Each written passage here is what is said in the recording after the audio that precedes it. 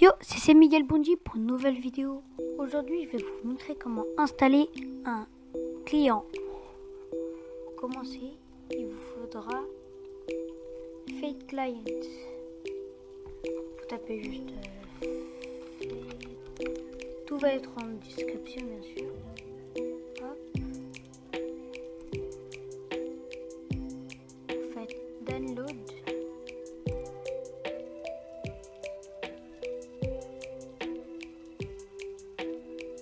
Download encore.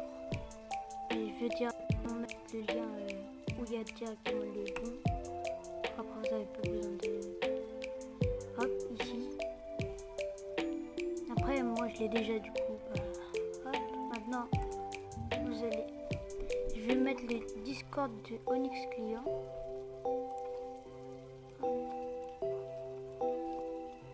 Ici, dans Download, vous allez y aller ici. C'est pour la version 1.16.40 jusqu'à 1.16.220. Ici, vous l'installez.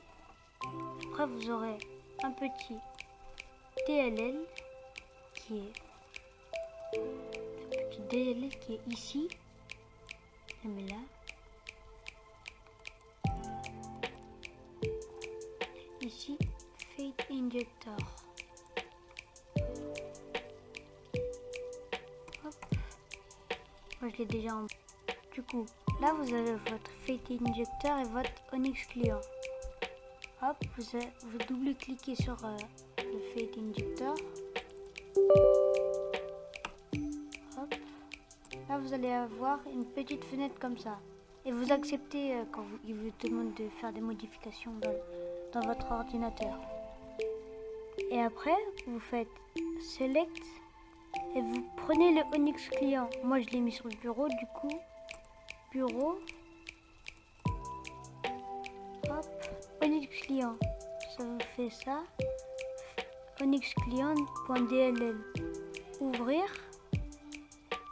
Et après, vous lancez juste votre Minecraft. Je vais le lancer.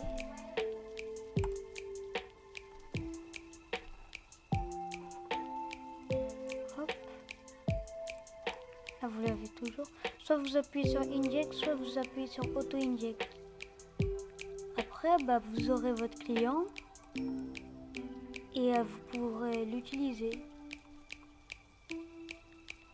Je vais vous montrer les fonctionnalités. Hop, Auto Inject. Hop, Onyx Client is now injected. Là, vous pouvez la rétrécir ou l'enlever. Hop, après, je vais vous montrer les. Du coup, si vous appuyez sur L, ça va vous ouvrir ça. Module Settings. Après, il y aura tous les modules. Déjà, le Full Bright, ça sert à avoir plus de lumière, mais avec une petite texture, je l'ai déjà. Le Freelux, c'est pour tourner la caméra sans tourner la tête.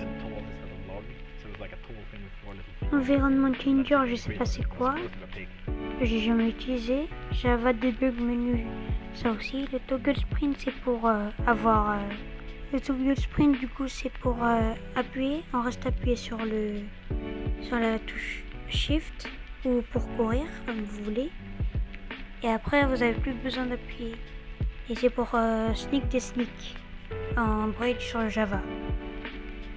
Pour le Auto GG, c'est une macro pour dire je joue. Chunk Border, c'est pour avoir des lignes pour voir les chunks. Je vais vous montrer ça juste après. Donc voilà les lignes des chunks. Si je vais là, c'est un chunk. C'est un carré, c'est un chunk. Regardez. Si je vais en haut, hop, il y a tous les chunks. Alors là, mais là je vais enlever, je l'utilise pas. Third Person Gamer Tag, c'est pour avoir le. Si je me mets un F5 là, on voit mon pseudo. Yo. Hop. Le FPS, c'est pour voir les FPS. Là, j'en ai 55 par exemple, même 60. Le clock, la clock, c'est pour voir l'heure. Les keystrokes, c'est pour voir nos touches quand on appuie. Il y a les CPS, le mousepad, il y a tout. On peut personnaliser les couleurs aussi. Et je préfère le rester comme ça. Et les coordonnées, pour après on n'a pas besoin de voir les coordonnées directement dans le jeu. Après vous pouvez voir directement avec le client. Yeah, you get kind of used to it. It's like getting good at searching.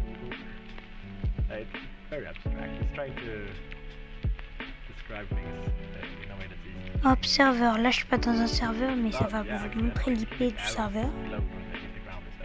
Là, il n'y a pas. Il y a les CPS pour voir les CPS, les clics par seconde. La direction HUD, c'est pour voir nord, sud, est, ouest.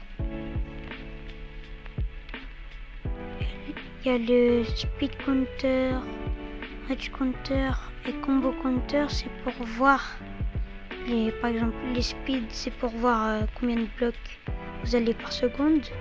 Le combo counter, c'est pour voir les combos que vous faites. Les armor trash, c'est pour voir votre armure.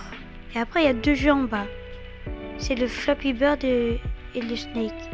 Flappy Bird, tout le monde connaît. Le Snake, c'est où il y a le serpent.